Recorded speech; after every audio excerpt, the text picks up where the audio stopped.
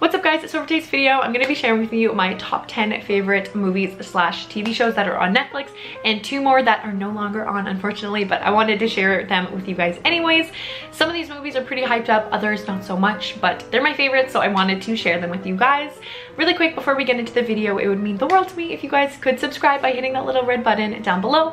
You can also hit the little bell, that way you'll get notified every time I drop a new video. Also, if you do enjoy this video, you can also give it a thumbs up down below as well. So yeah, that's pretty much it. If you guys want to find out some really awesome movies or TV shows on Netflix, if you're super bored this summer, then just keep watching. Okay, so I'm re-recording this part for a second time, so I really hope that it's in focus right now. If not, this is what you get. I'm no professional. Anyways, I'm gonna be screen recording, so I'm gonna put it up right here. So the first thing that I wanted to share with you guys was a series of unfortunate events. There was a movie originally made that was based around the same novels. So just about these orphans whose parents died in a fire. You guys have probably already heard this before, but they do come from a wealthy family. So one of their relatives is just out to try and get them so that he can get their money, basically. It's really good if you guys wanted a new series to kind of binge and you don't want to have to go through like a 7-series TV show. This one's great because it's only recent, so there's only 2 seasons out right now. So that one would be perfect. All right, next is The Forest. So this one, I'm just gonna read the description and then give you a little bit more of like what happens in the film that's not posted here, basically.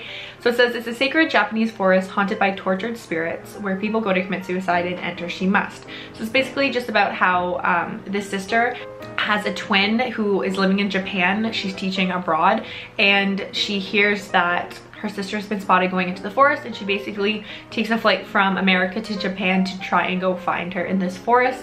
And it's supposedly, this forest is supposed to make you kind of go mad at night, like the longer you're in there for. And it's based off of a real place. This forest actually does exist in Japan.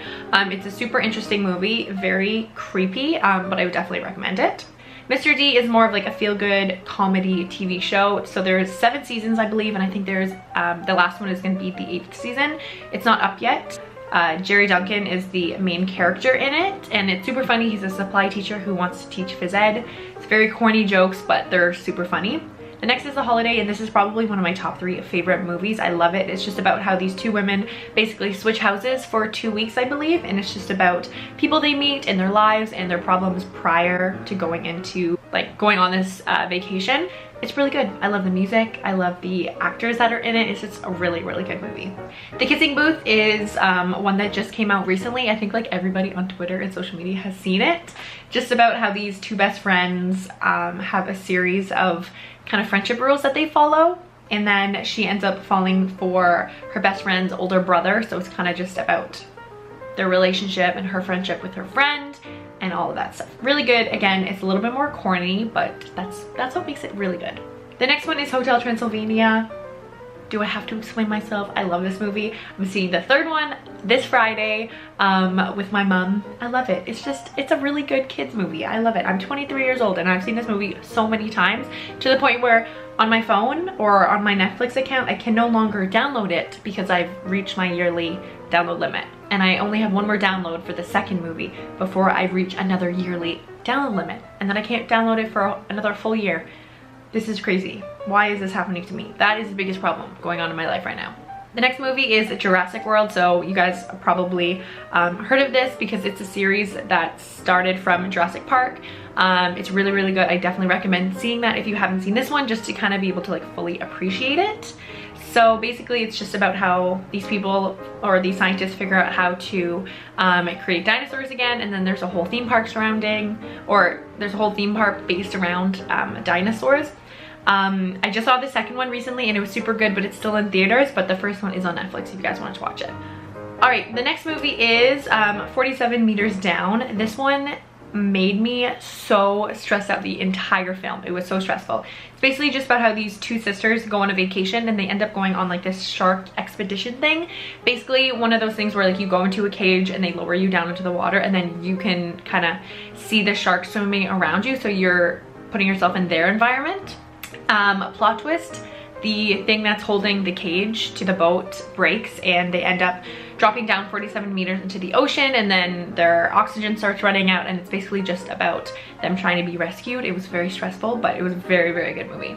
The next one is Grave Encounters. So if you're into like paranormal horror movies, I would definitely recommend this one. So it's basically about how a reality TV show, like it's not a real one, but a reality TV show goes around and explores paranormal places, and they stay there and they film things that happen, and they end up going into like a really, really old insane asylum that's been closed down and is supposedly haunted, and it's just the things that like happen there. So it's not real.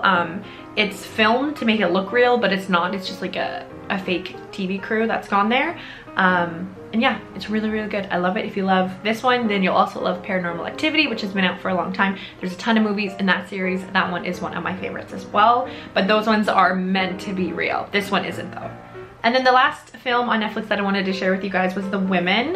So it's basically about how these group of friends try and help one of their other friends go through, not a divorce, but her husband's having an affair with somebody. It's basically just about that. So her relationship with her friends, her relationship with her husband who is cheating on her basically. And yeah, it's a really good movie. It has Meg Ryan in it, and I love Meg Ryan. She was the voice of Anastasia, which was one of my favorite childhood movies growing up. So I really like it. It's like kind of nostalgic hearing her talk. So yeah, that one's a really, really good movie. It's similar to like The Holiday, and it's complicated. I would kind of classify those movies all in the same genre. They're really good.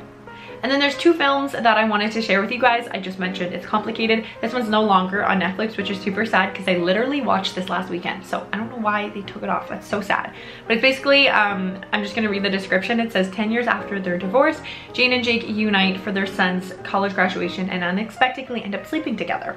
So he already has a new wife and he's living with her, and then this woman is just living alone. It's basically about them getting back together, sort of, and then the relationship with their family. It's really, really good. This is one of my favorite movies. It has Meryl Streep in it, and she's amazing.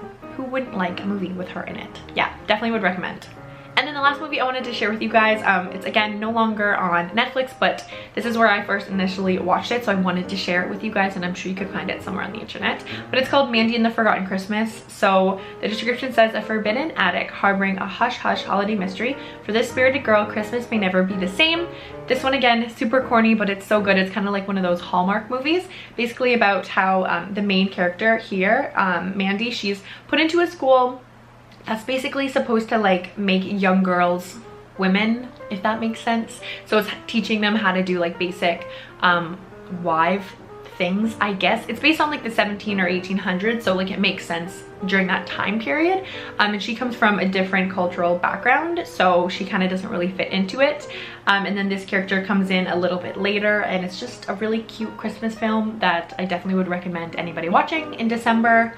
It's really good, but again, super corny and the acting isn't the best, but I feel like that's what makes it a good Christmas movie, you know?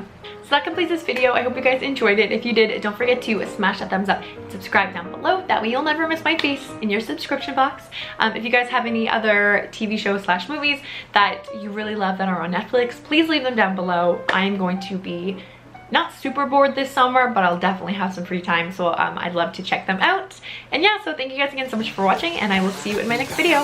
Bye. My name is Terry. I'm so